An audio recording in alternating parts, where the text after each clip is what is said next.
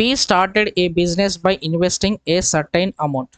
After 5 months, P left and Q joined the business by investing 62.5% of P investment. We don't know how much P is investing, but Q invested 62.5% of P investment. After 7 more months, Q left the and R joined the business by investing double of Q's investment. Actually, what is the Q's investment here? Q investment ఏంటి? P లో 62.5% ఏదైతే ఉందో అది Q investment. R investment ఏంటి? Double of Q investment అంటున్నాడు. Last point, if at the end of T months profit share of Q and R together 62.5% more than of P, then find the value of T అంటున్నాడు ఇక్కడ. So ఇక్కడ సింపుల్గా మనం ఏం చేద్దామంటే P value వచ్చేసి 8గా మనం తీసుకుందాం. ఓకే, 8x అనుకుందాం, బట్ ఇంకా సింపుల్గా మనం చేద్దాం 8 అనుకుందాం. ఎందుకంటే 62.5% ఉంది ఇక్కడ. 62.5% అంటే దీన్ని మనం డెసిమల్ ఎలిమినేట్ చేస్తే 625/1000 వస్తుంది పర్సంటేజ్ వాల్యూస్, డెసిమల్ తీసేస్తే.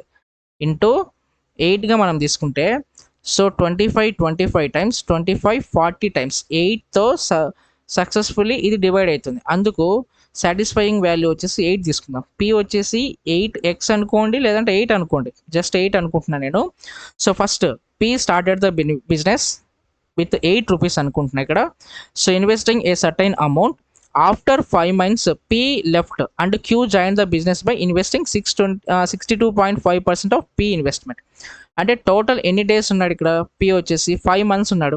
ఇది పి యొక్క investment. Next coming to the Q. So Q వచ్చేసి 62.5% ఆఫ్ పి ఇన్వెస్ట్మెంట్, అంటే 62.5% ఆఫ్ 8 మనం తీసుకోవచ్చు. అంటే 625 divided by 1000 into 8. 25 times 25 40 times 8 5 times 5 times, అంటే Q invested total 5 rupees. And after 7 more months Q left అంటున్నాడు. అంటే ఫస్ట్ 5 months 5 పి ఉన్నాడు, P వెళ్ళిపోయిన తర్వాత నెక్స్ట్ 7 months దాకా ఎవరు ఉన్నారు ఇక్కడ? సో ఇక్కడ వచ్చేసి క్యూ ఉన్నాడు. అండ్ ఆఫ్టర్ 7 months క్యూ కూడా వెళ్ళిపోయినాడు. Then R is joining. R ఎంత పెట్టి జాయిన్ అయ్యాడు? Double the investment of Q అంటాడు. క్యూ వచ్చేసి 5 rupees. Then what is the R value? That is 10 rupees. At the end of T months అంటున్నాడు. So we don't know how many months they are investing. R వచ్చేసి ఎన్ని months ఉన్నాడో మనకు తెలియదు. కాబట్టి ఏం చేద్దామంటే సో టీ మైనస్ టోటల్ 12 మనం తీసుకుందాం. ఓకే, సో టీ మైనస్ 12, ఎందుకంటే 7 + 5 ఎంత టోటల్ వచ్చేసి దట్ ఈస్ 12. సో 12 months మనం తీసుకుందాం. సో ఇది వాళ్ళ యొక్క ఇన్వెస్ట్మెంట్లు అనమాట. సో మనము తీసేస్తే 5 5 5 2 టైమ్స్ వెళ్ళిపోతుంది. అంటే పి 8 parts, క్యూ వచ్చేసి 7 parts, ఆర్ వచ్చేసి 2t minus 24. 2t minus 24 is the R parts. అయితే ఇక్కడ ఏమంటున్నాడు? If the end of the T months, ఇక్కడ మనం టీ వాల్యూ అనుకుంటే సరిపోతుంది. Profit share of Q and R together is 62.5% more than that of P అంటున్నాడు. Then find the value of tea.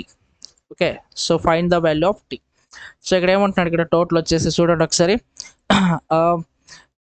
ఇక్కడ వచ్చేసి క్యూ అండ్ ఆర్ టుగెదర్ 62.5% అంటాడు. What is the Q value here? 7 plus what is the R value here? 2t minus 24. వీళ్ళ ఇద్దరి యొక్క షేర్లు ఎంత? 62.5% more than P అంటున్నాడు. Actually what is the P share here?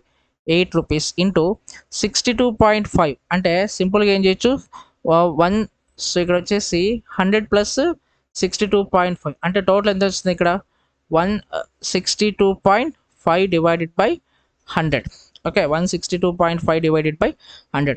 So దీన్ని మనం చేస్తే ఇక్కడ so 2t 7 plus 2t minus 24 అంటే 2t minus 17. 24 minus 7 that is 17 equal to.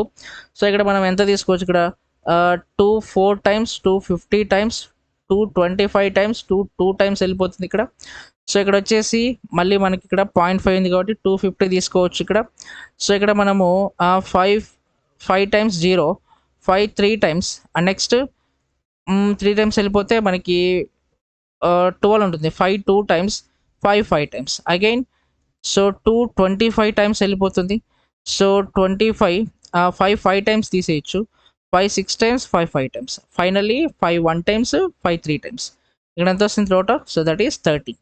So ఇక్కడ 2t value 13. 2t minus 17 is 13. What is the 2t value here? That is 30. What is the t value? Total is 15 months. Okay, so total, that is 15 months, is the answer. Option C is the answer. So